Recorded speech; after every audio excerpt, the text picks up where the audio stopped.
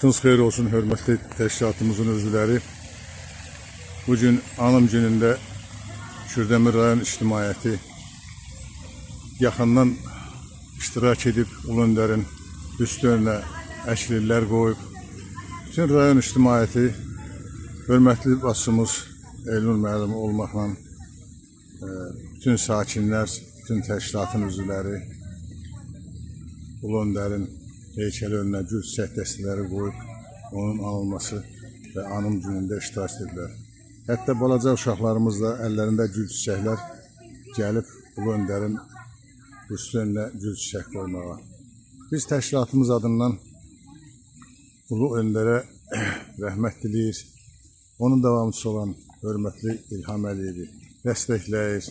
Vətənimizin və dövlətimizin dövlətçiliyi yolunda iştirak edən hər bir vətəndaşı ürəkdən alqışlayır və onlara uzun ömür can sağlığı arzulayırıq.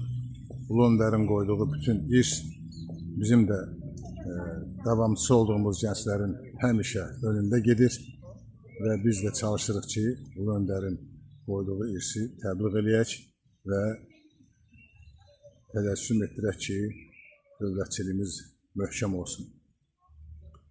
Baxın, balaca uşaqlar əllərində gül çiçək Heydər Əliyevin üstü önünə gül çiçək dəstələri qoyur və onlar, mən elə bilirəm ki, qürur hissi duyulur onlarda ki, biz büstün önündə qoyulur.